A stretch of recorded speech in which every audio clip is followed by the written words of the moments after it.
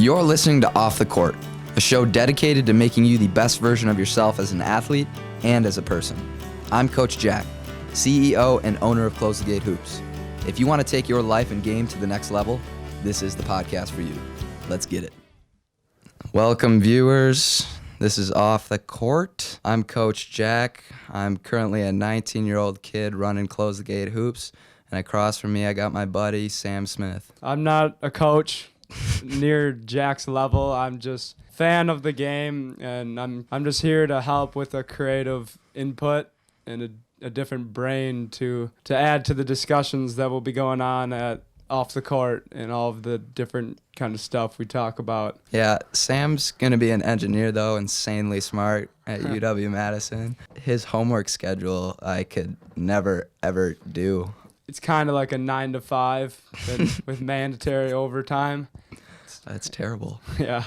So the whole point of me wanting to do this podcast, one, it's going to be really fun learning from Sam and picking brain from the audience and what they think about it, and just sharing the knowledge that I've learned over the years. And I'm just trying to educate everyone the best way I can to get them the best, quickest, not only at basketball, but life as well. Because I had a really great mentor, and I just want everyone to have that opportunity to learn from someone. But Close the Gate as a business, Close the Gate right now, it's a basketball training business out of Janesville, Wisconsin. Currently, we're doing just individual and paired sessions, but this summer we're definitely going to be doing some 3v3 stuff to involve more groups sessions, but it's kind of complicated with COVID, so that's why I haven't done any of that to start. But I've really enjoyed life coaching as well. The more and more I teach, I've started to learn how much basketball and life coexist. It's kind of insane, and not just basketball, but sports in general. I'm just trying to make all my kids the best person they can be, really. That's the main goal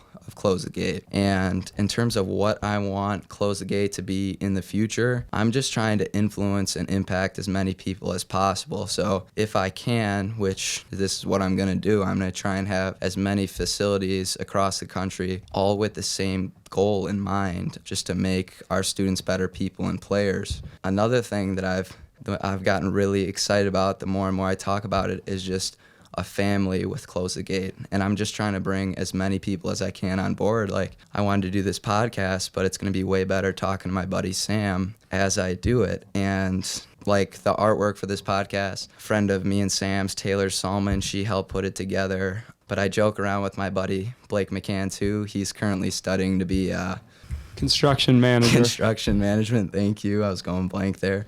But I joke around with him all the time. I'm like, when are you going to build the first Close the Gate facility? And just things of that nature. And my buddy Aaron, he is probably going to end up coaching for our 3v3 league this summer. So I'm just trying to bring as many people as I can on board and build this family atmosphere as well.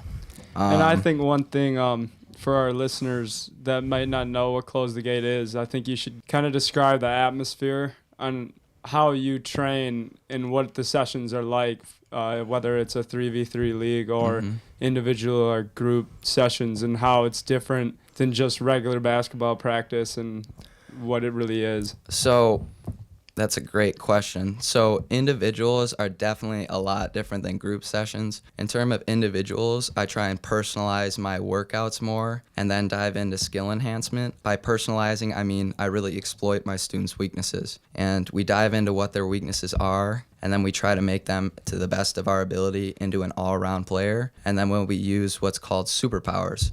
So like my superpower when I was in high school was shooting. So whatever my kid's superpower is, then that's what we would basically rep out. But the big thing I've changed this year is the CTG notebook. And this is a productivity notebook. And this is basically what made me addicted to work ethic. And whatever you do productively each day, you got to write down. I make my students do this. This way they can visually see if they're being productive or not. Like, they can't, all these kids these days, their screen time's at like 10 hours a day watching TikTok or some mindless YouTube videos. If it's productive, social media can be good, but most of the time it's bad. But they can see this if they can't write anything down. And another thing the notebook does is the first page has their goals. and they can see whether or not they're doing a good job of working towards those goals. And something that doesn't have a goal that you're working for, there's no purpose in doing that. Yeah.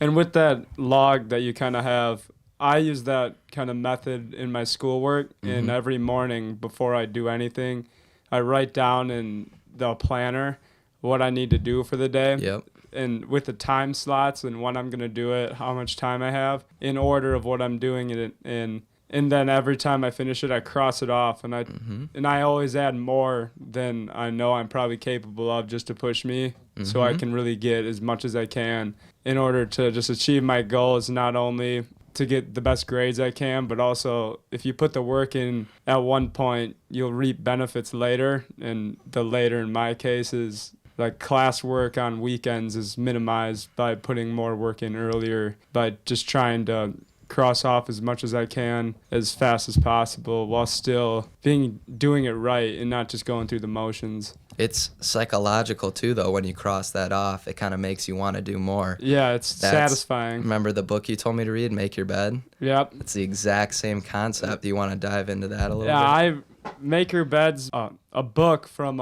written by a Navy SEAL named William H. McRaven. He was a captain in the Navy, and it's just about his endeavors as he goes through Navy SEAL training. It's called BUDS, BUDS, and it's super vigorous training, and only like 20% or less of the people that go into it make it out and become a SEAL. The rest usually just quit, and that's where the term Hell Week's from, and it's some of the craziest training just on the planet. And the book just dives into what he went through during that and how he twisted all of this hardship that he faced and kind of took the positives out of it and really what he learned about. And you can apply that not only just military personnel, but sports, school, just activities that you like to do, anything really you're passionate about, and you have to put forth effort in. You can learn valuable lessons because each chapter is a different lesson that he learned, and it's only like a 100-page book.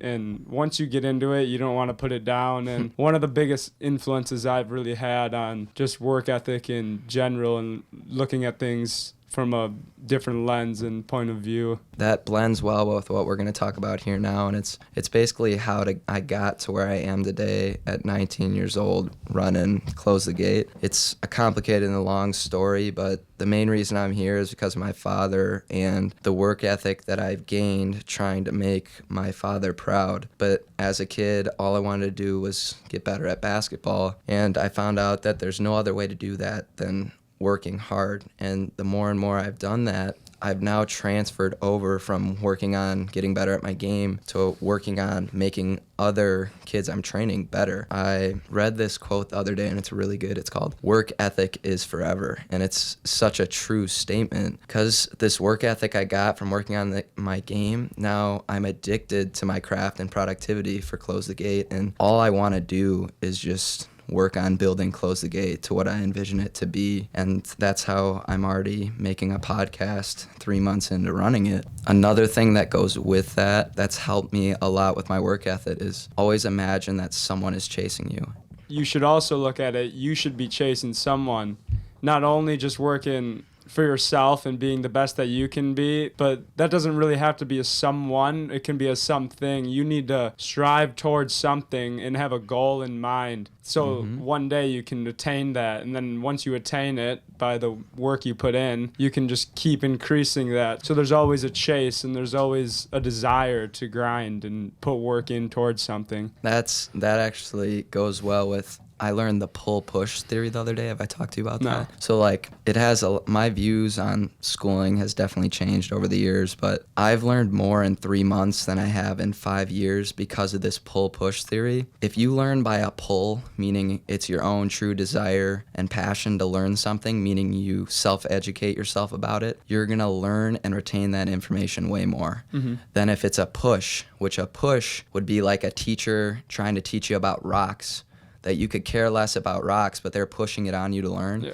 You're not going to retain that information as much. So the more and more I've learned, if you truly want to learn something, it just comes from your own true desire and want to learn that. And that's self-education basically. Yeah, it's all about passion, really, and learning. If you're not interested at all, and I get this from school all the time, you just kind of run through the motions. You're not really interested in engaging in the materials. You just kind of want to get it done. But if it's something you enjoy, and not just schooling, if you really enjoy it, you'll reap benefits way more from engaging into it, and you won't feel like a requirement to do it. You'll want to do it and want to learn more. It's not work if you want to do it. Like, you know what I mean? Yeah. So one thing I wanted to get to, Sam, is what are your takeaways from sports and life and how you think they coexisted for you? Because you had quite the high school sports resume. Yeah, I'll talk about my glory days a little bit. I mean, I grew up with Jack. We were on the same basketball team since we were like 12 till we were both 18.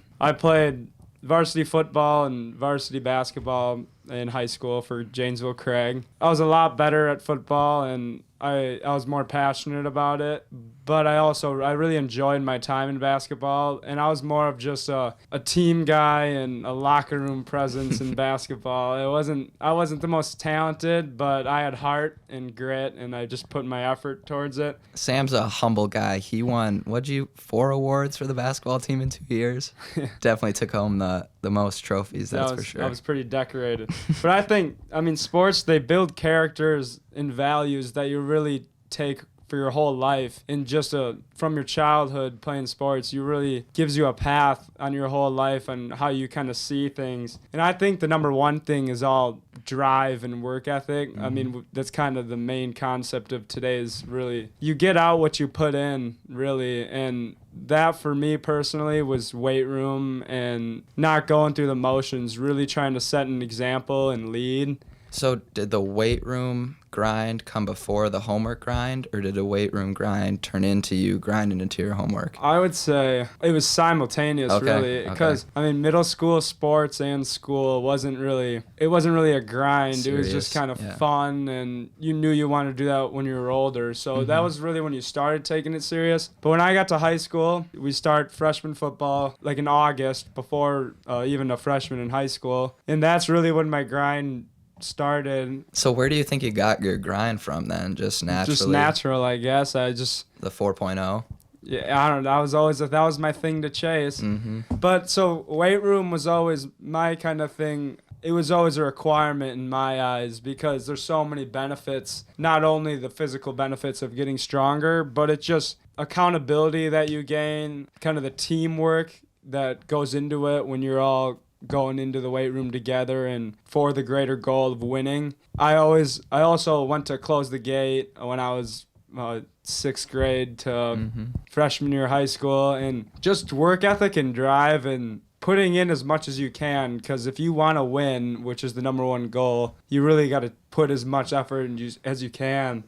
Yeah, and so you gain this work ethic from sports, and the most important thing is really how you apply it to your whole life. And me personally, what I gained from sports, I always put towards my schooling and my careers. They're not really careers as of now. They're more just jobs. But it's always just doing the best that I can to improve myself and the team. And that's another thing that I always thought was really important from playing sports as a kid was team skills. And being a team player is just a really valuable skill to have, because not everybody's a good teammate you'll come across in your sports career if you're doing a project in class or if you have a bad coworker. So I think playing sports really puts you in a team setting and teaches you how to work with people and communicate effectively and teaches you leadership. How I use teamwork that I gained from sports into my schooling is freshman year of college, we had a big project-based engineering class,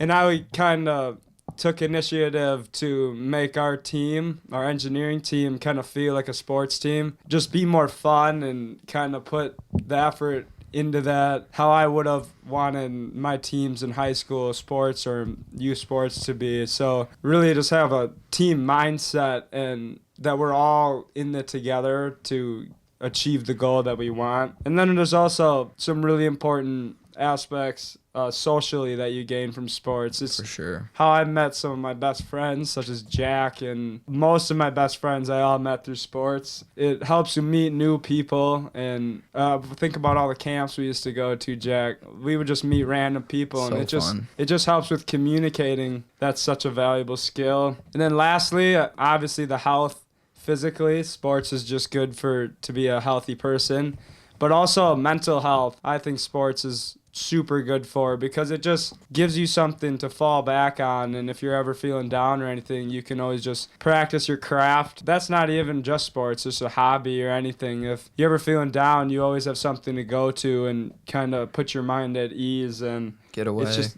just great stress relief. So that's only just some of the few things I've learned from sports, and it's countless things. Yeah. I'm the person I am today because of participation in sports. Oh yeah, it's a completely different path. One thing you touched on, Sam, that was really good in there is you talked about being the best player or version of yourself that you can be. One thing's in terms of life, you'll hear people say all the time, no regrets. To get to that point where you have no regrets, it's striving to be that best version of yourself. If you know you did something and you didn't put every single ounce that you could into it, then you're obviously going to have a little bit of regret towards it. But that's another way, work ethic. You're not going to have any regrets if you work as hard as you possibly can towards your goals or whatever you're trying to strive for. But the main portion of today, you guys, is why are we here? Why are you in the city of Janesville or wherever you are listening to this? Why are you on Earth? Why are you on your basketball team? This is a really good concept that I don't think people think about enough. But this, out of any question you should be asking yourself, is why are you here? Really let that sink in. But this is really relatable to what I said earlier about Close the Gates goal. So this is another thing I didn't touch on. In the notebooks, I'll give my students questions every week that they got to come back with an answer and a reason as to why. Like what? What's and so example? I'm going to give you an example right now. One of them lately was, the measure of a man or woman is not what they accomplish in life, but how they blank blank. And I would say like 6 letters for the 2 words. And that answer to that was impact others. Okay. And this gets into something called generational influence. No matter the amount of money you have or followers on Instagram you have or Lulu shorts you have or Jordan shoes you have, when you die, none of that's going with you.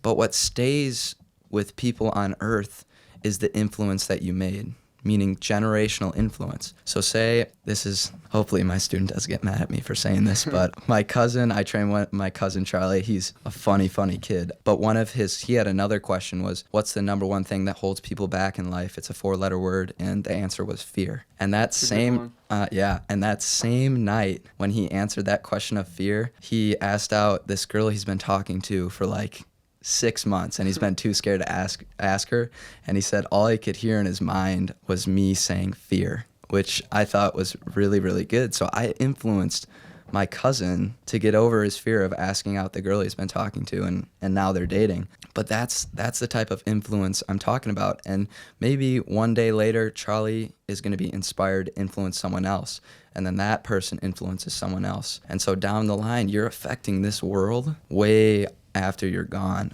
And in terms of my father, that's what he's doing already right now with me. All I'm trying to do is just be the influence of a man that he was. And I don't think he's not just influencing you. I mean, Tony was an influence to, all of our basketball team. Growing up, he was our coach in 7th grade, and he trained us just through middle school. And anybody that knew him just would say he's one of the best guys they knew. And the 4 F's that he would speak about, the family, faith, friends, and freedom. I always think about that ever since that was brought up in the discussion. He was just an influencer, not only one of the smartest basketball talents I knew, but he just had a perspective on life, really, that just inspired you to want to do something with meaningful. Just a great guy, and he influenced a lot more than I think even he realized. So for the listeners that don't know, my father was running Close the Gate, but he passed away about 3 months ago now. And I won't talk about it a lot because I don't want to get emotional, but basically all I'm trying to do with Close the Gate is be what he was in terms of his influence. But you're right, Sam.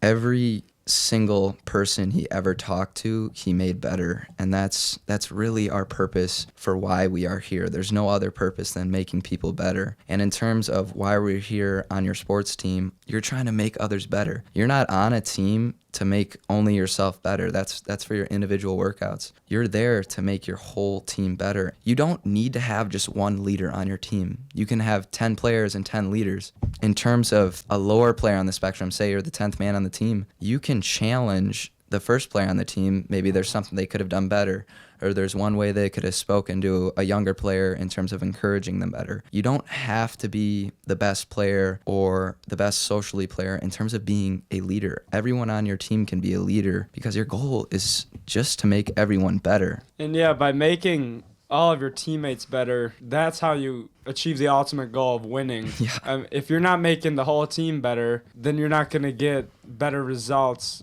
which equates to more wins. Everybody likes winning. No one likes to lose. So if you're not there to make other people better and you're only caring about yourself, then don't expect a lot of success from your team.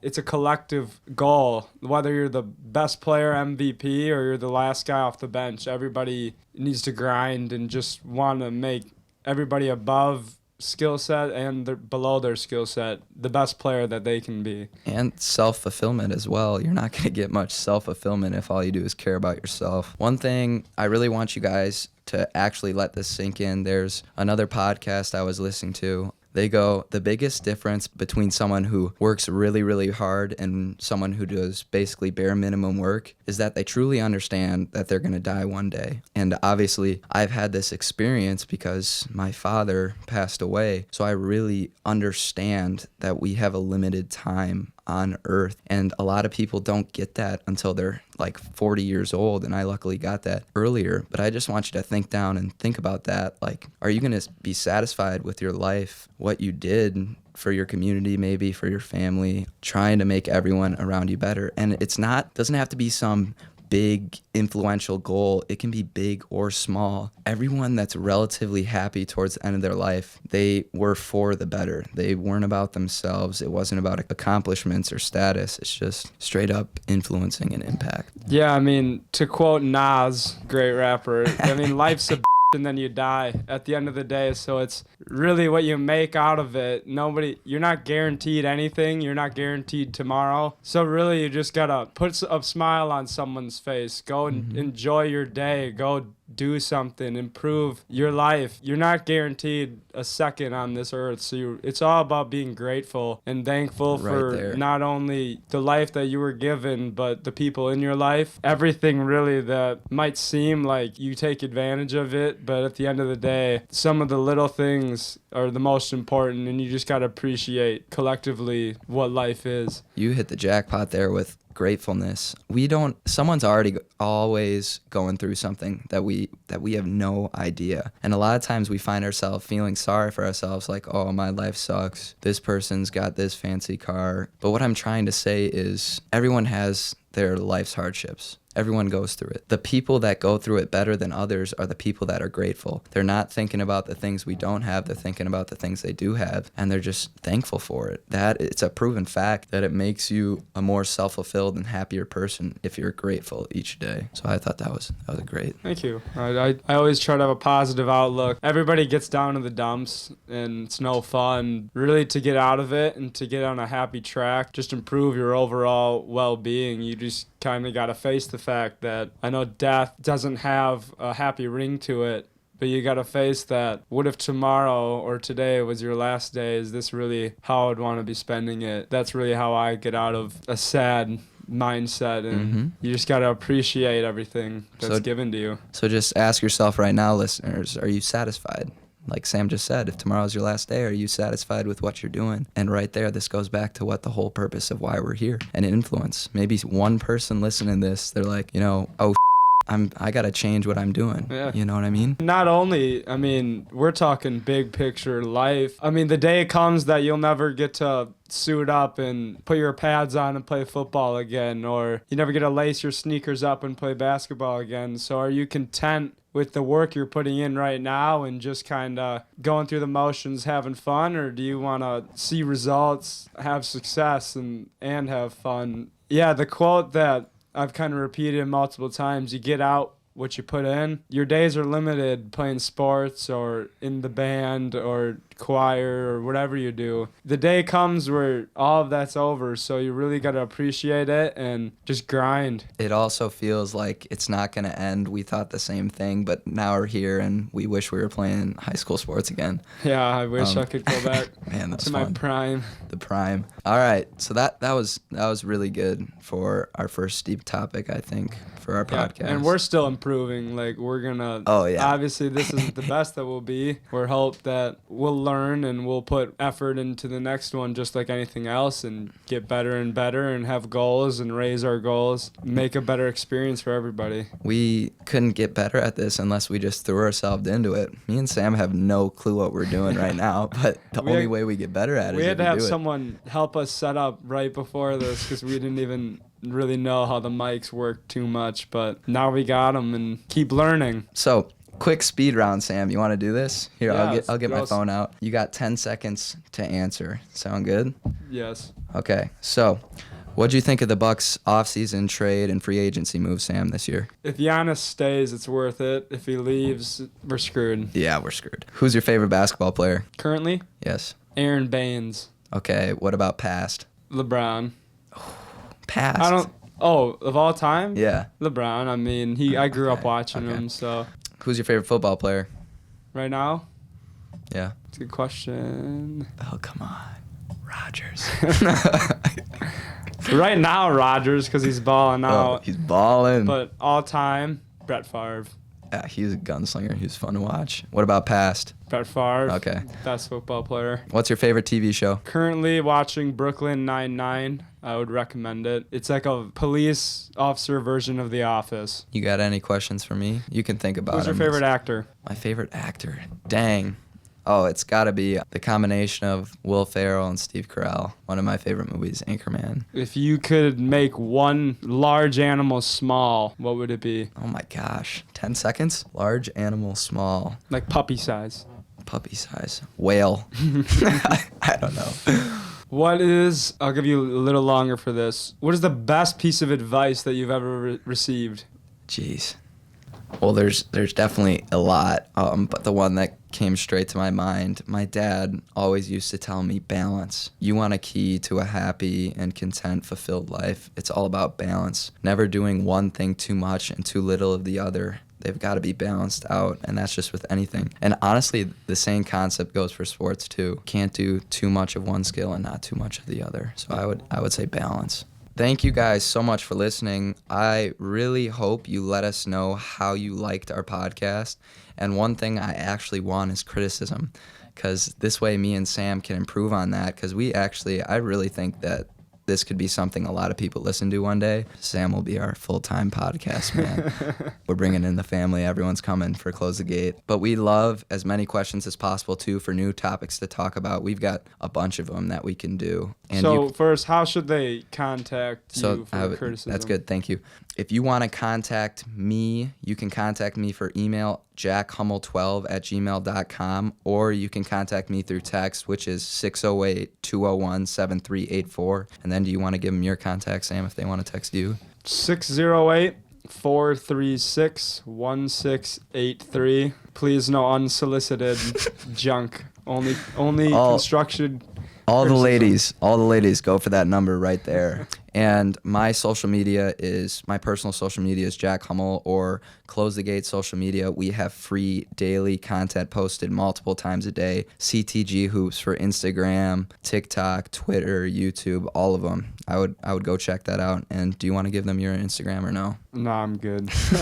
But I would like to talk about what Close the Gate's been doing for social media. Okay. And I'm not on TikTok, but I see you post them on Snapchat. Mm-hmm. And that's just something, if you're running out of drills, if you're a kid and you don't really know what more you can add to your game, I would definitely recommend looking at those snippets that you add, and it's just something to become the most complete player. Jack's really being innovative in the social media game, and he's using it for its good purposes, and he's not addicted like a lot of our generation is. That But could be another topic. yeah, but I would say definitely check out for sure his Instagram, and there's a lot of in-depth stuff and it'll redirect you to a majority of all of his social media really from his Instagram. So I would for sure check out CTG Hoops on Instagram. Free education. Like I'll have to show you this chart, Sam, but I've got over 1,500 drills on an Excel sheet right now. So I think I have like 100 of them on there.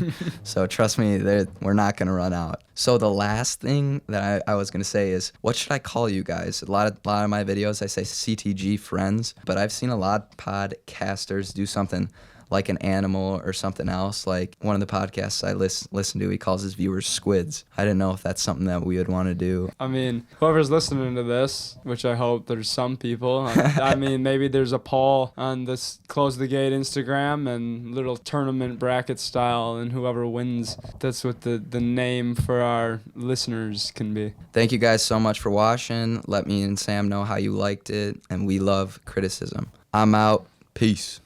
Deuces.